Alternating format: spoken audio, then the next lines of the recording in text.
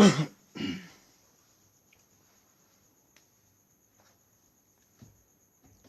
Nana.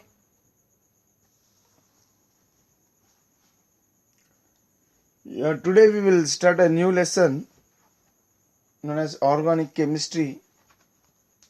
Okay.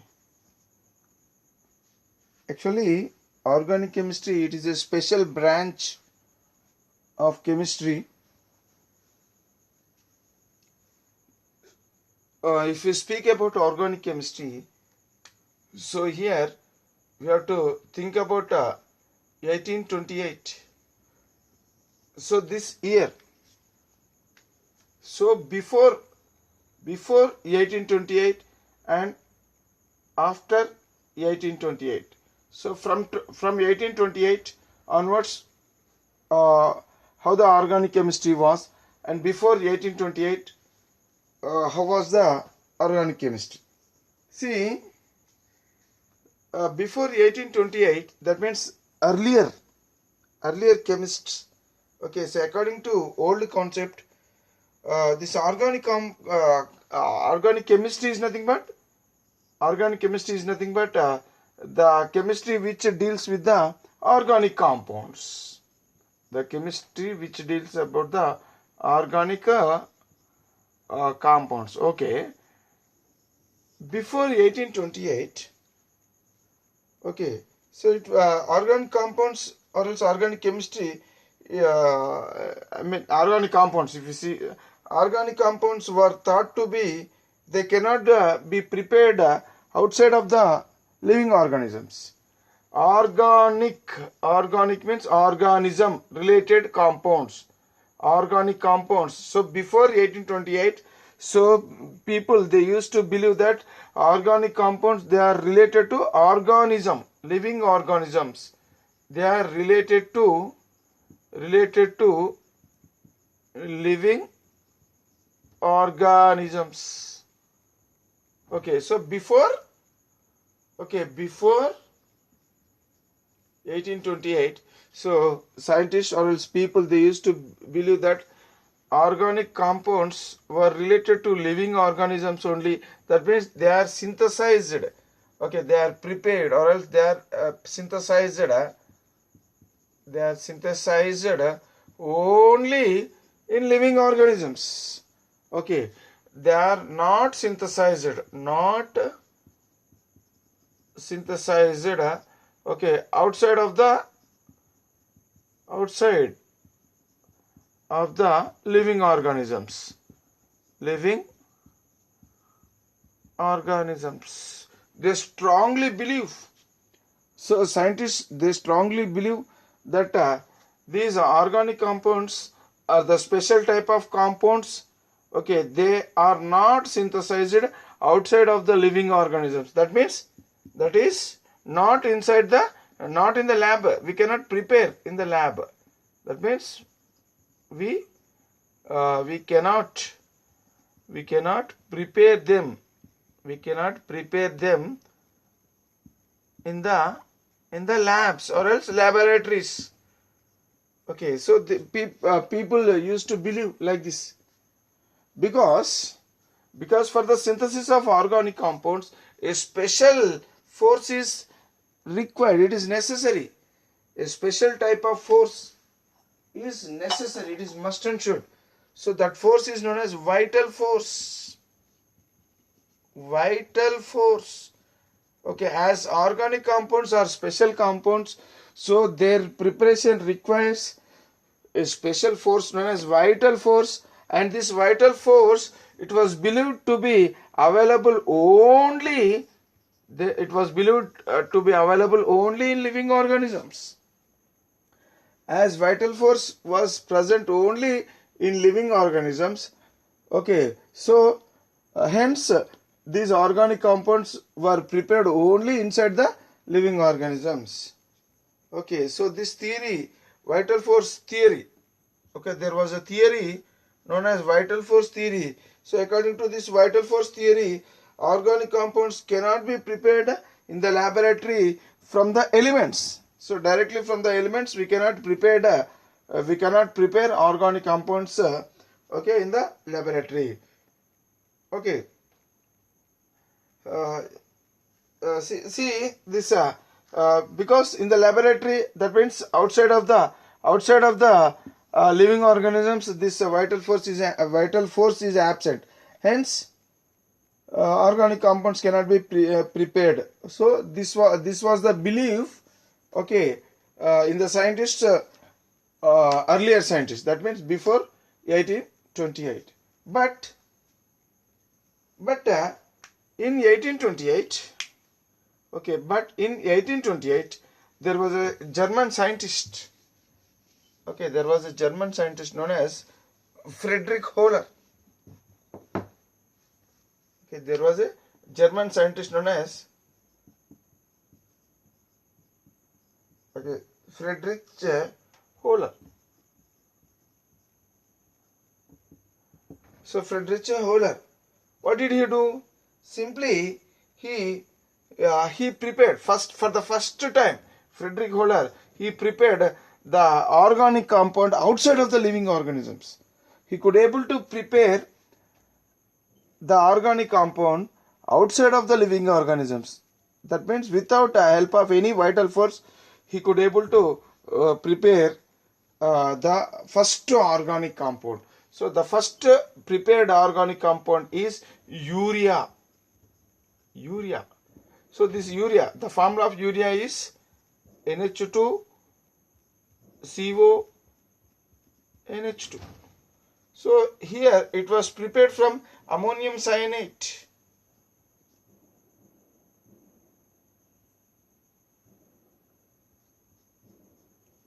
Okay, it was prepared from ammonium cyanate. When ammonium cyanate it was heated, so actually he kept ammonium cyanate he was doing experiment on ammonium cyanate and he kept ammonium cyanate for heating. So he left that place, and while he returned back, he could able to he could able to see the formation of urea. So actually this urea is an organic compound. This is inorganic compound. From inorganic compound, this organic compound was prepared. Before 1828, so inorganic compound, from inorganic compounds, organic compounds cannot be prepared. We cannot prepare organic compounds from inorganic compounds. So like that, scientists they used to believe. Okay, but Friedrich Hohler, he prepared. Accidentally he prepared urea, which is an organic compound. So the first prepared organic compound in the laboratory is urea. So for the preparation of this urea, so he didn't require any vital force. Hence the concept of vital force theory was proved to be wrong. Okay, was to prove to be wrong by Friedrich Hohler. Okay, so that means this theory, it was believed to be wrong theory. Okay, so from then onwards, scientists they used to prepare different. They have started preparing so many organic compounds in the laboratory. So, by this time, we have near some millions of organic compounds were prepared. Okay, so here after 1828, so till now several millions of organic compounds or else several lakhs of organic compounds were prepared in the laboratories. So now we are having so many organic compounds which were prepared in the laboratory. Okay, that means this Friedrich Hohler, he has given a death blow. Okay, Friedrich Hohler, he has given a death blow to vital force theory. Vital force theory. Okay, according to vital force theory, organic compounds can be prepared only in the living organisms. because vital force is present only inside the living organisms. But Frederick Holler, he could able to prepare urea outside of the living organisms. Okay, hence with this discovery, with this with this synthesis, so Frederick Holler, he has given a death blow to vital force theory. Okay, right. What is organic chemistry? Actually, organic chemistry is a special branch of chemistry. Okay, it deals with carbon compounds. Okay, right. So, what is organic chemistry? It is a special branch of chemistry. It is a special branch of chemistry. Okay, next it deals with so this organic chemistry deals with carbon compounds. Study of carbon compounds is called as organic chemistry. So all carbon compounds except carbon monoxide, carbon dioxide, and metal carbonates. Metal carbonates. Okay, so except these three types of compounds, all other carbon containing compounds, okay, they are related to organic chemistry only. Then what are organic compounds? What are organic compounds? Again, organic compounds are all compounds, the compounds which contain carbon. Okay, all organic compounds, all organic compounds contain what? Contain carbon as the main element. Carbon as the main element. Okay. So here also the same exceptions. So organic compounds, these are not organic compounds except carbon monoxide, carbon dioxide, and metal carbonates.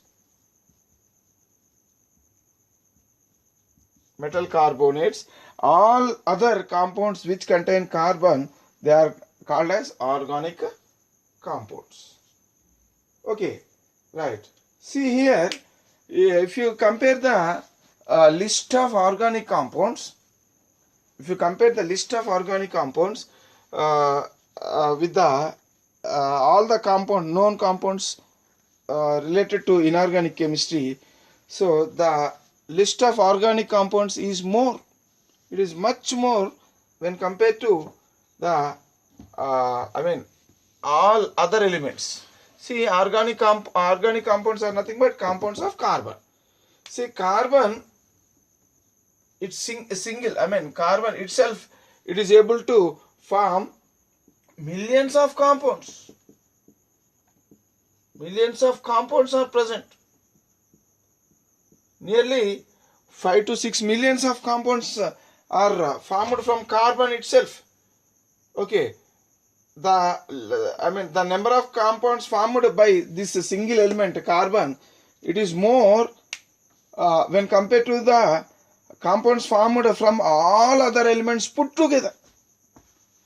Okay, so that is the specialty of this carbon and organic compounds. See, why carbon is able to form so many compounds, and why not the other elements are forming those many compounds like how carbon is forming. So in order to know that that thing, so we have to know the specialty of carbon. See, this carbon, the first thing is this carbon shows tetravalency. Because if you see the carbon, electronic configuration of carbon, it is 1s2, 2s2, 2p2. What is the meaning of tetravalency? Tetra means 4. Valency means 4 valency electrons. So this carbon, so this is the second orbit, is the last orbit in the carbon atom. So here in the second orbit, this carbon, it is having 4 electrons in its valency shell. So because of the presence of tetravalency, that means 4 valency electrons, so carbon is able to form those many compounds. Whereas other elements, they do not have tetravalency. Okay, presence of tetravalency, it is a, it is a positive thing for carbon to form millions of compounds. Okay, next, another factor which makes the carbon to form millions of compounds is catenation power, or else simply strong CC bonds. Strong carbon-carbon bonds. That means the bond formed between 2 carbon atoms is very strong.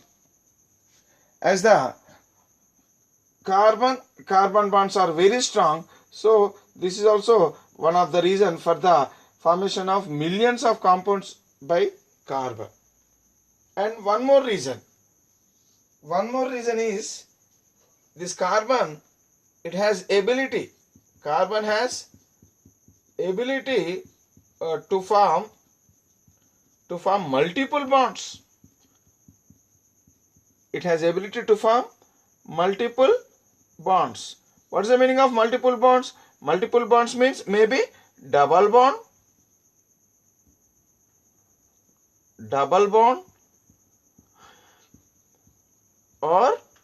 or triple bond. Okay, multiple bond means maybe double bond or triple bond. For example, see, carbon can form a double bond with another carbon, or else it may form double bond with oxygen. Okay, see, like this, or else it may form triple bond with nitrogen. Okay, or else it may form triple bond with another carbon. So like this. So that means this carbon, it has ability to form multiple bonds. So that is also another reason for why the carbon is able to form millions of compounds. Okay. Next, another one more reason. This is the most important reason. What is that one? It has remarkable power of catenation. It has remarkable power of catenation.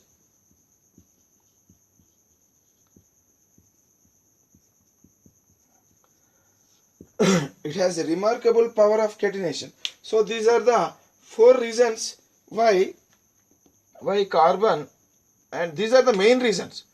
Okay. And one more thing. So it can show carbon, compounds of carbon show isomerism. Okay, isomerism. Compounds of carbon show isomerism. Okay, show isomerism. So this is also another reason why this carbon is able to form millions of compounds, and why not other elements? Why not other elements form those many compounds which are formed by carbon alone? Okay, alone. See, if here we will learn about catenation. Okay, so what is catenation? So these are the main reasons why carbon is able to form millions of compounds. So now we will learn about the term catenation. What is catenation?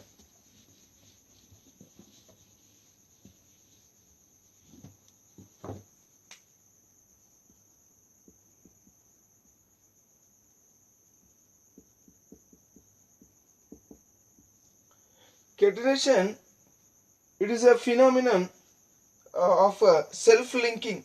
Okay, self-linking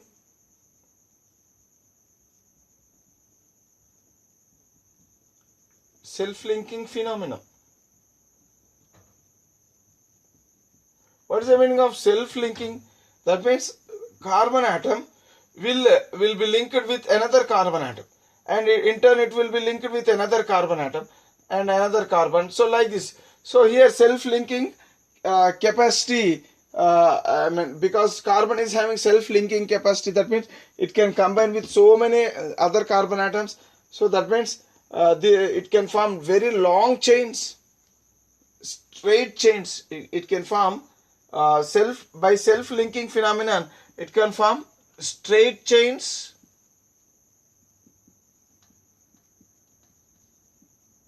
It can form straight chains of very lengthy.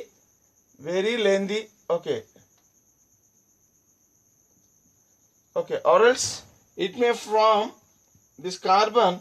It may form branched chains like this. It may form branches. So like this. Okay, or else it may form closed structures like this. So in all these cases, carbon is linked to another carbon. Okay, see, even some other elements also will show catenation, but the catenation shown by carbon, it is very high because it can form very long chains. It can form very long chains. Sometimes several hundreds of carbon atoms, they form a continuous chain, and this chain is strong because already we learned that carbon bond is strong bond. So without breaking at any place, that carbon can form very lengthy chains, very long chains. So that phenomenon is said to be catenation. So or else that property is said to be catenation. Carbon is having high remarkable power of catenation. Okay, so next to carbon is some other compounds like some other elements like silicon, etc. Okay, so but catenation shown by carbon is very high. And one more concept, one more thing, why carbon is able to form so many compounds. One more reason is it shows allotropy. Okay, carbon shows allotropy. So that is also another reason. Carbon shows allotropy. Okay, so allotropy. What is allotropy? Allotropy is nothing but if an element can exist in more than one physical forms, different physical forms, then it is said to be showing allotropy. For example, this carbon, it exists as a diamond. So diamond is nothing but what? Carbon only. Diamond is made up of carbon only. So this carbon, it exists as graphite. Graphite is nothing but carbon only. It exists as coal. Okay, coal contains carbon. Coke. Okay, Buckminster fullerene. Buckminster fullerene, again it is made up of carbon only. Nanotubes, they are made up of carbon. Okay, like this. Graphene, made up of carbon. Charcoal, okay, wood charcoal, animal charcoal, coal gas. Okay, all these are nothing but they are different forms of carbon. If an element exists in more than one physical forms, then that element is said to be showing allotropy. So carbon shows allotropy. Okay, because these are all called as allotropes of carbon. These are different physical forms of carbon. So all these elements, they are made up of carbon only. Okay, all these are nothing but carbon only. If you burn coal, you will get carbon only. You will if you burn graphite, you will get carbon only. So like this, diamond. So like this. So I mean, it is. So all these are made up of carbon only. Hence, these are said to be allotropes of carbon. So here carbon, as it shows allotropism or else allotropy, so that is also one of the reason why carbon it is able to form so many substances. Okay, right. Now we will learn the classification of hydrocarbons. Classification of hydrocarbons. This organic chemistry, it deals with the organic compounds.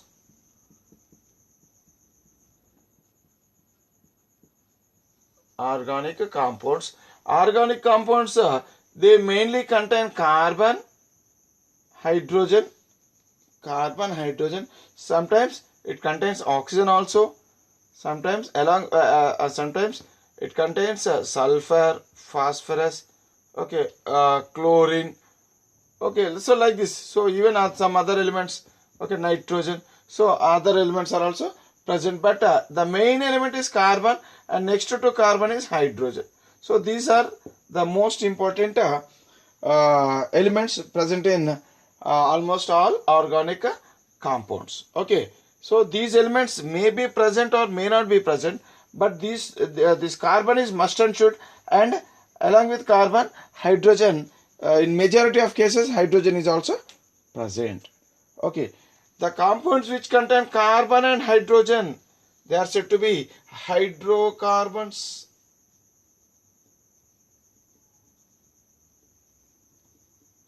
What are hydrocarbons? Hydrocarbons are nothing but they are organic compounds which contain carbon and hydrogen, which are made up of carbon and hydrogen, are said to be hydrocarbons. Okay, the compounds of carbon and hydrogen are called as hydrocarbons, and they can be classified. These hydrocarbons can be classified into two major classes. One class of hydrocarbons are said to be open chain hydrocarbons.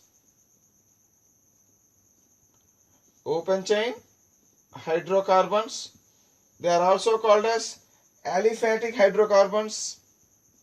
They are also called as aliphatic hydrocarbons. And another class of hydrocarbons are said to be closed chain hydrocarbons.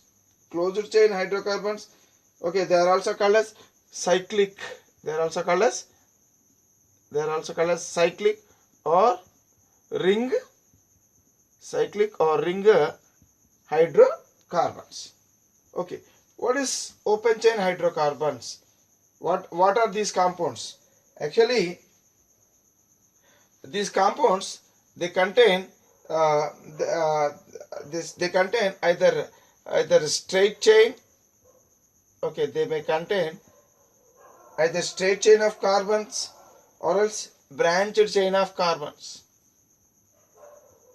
They contain straight chain of carbons or else branched chain of carbon atoms in their molecules. Okay, so such compounds are said to be open chain. So this is open chain. This is also open chain. Then what is closed chain? For example, if the chain of carbon, if it is closed, okay, okay, so here what happens? The carbon, all the carbon atoms, they will join together to form a ring-like structures.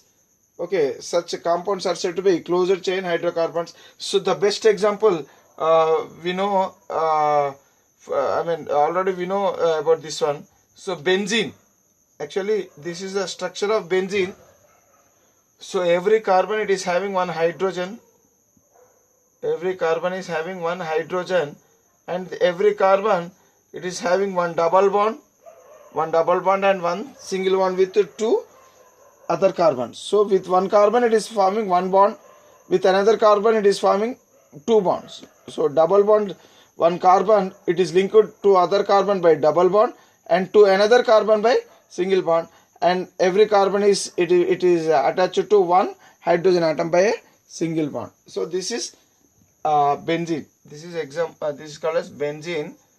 Okay, benzene, its formula is C6H6. So this is a good example for cyclic or else closed chain hydrocarbons. Okay, so we will learn some more details about this closed chain hydrocarbons in our higher classes, but as of now we will learn some more details now in our class in this class about open chain hydrocarbons.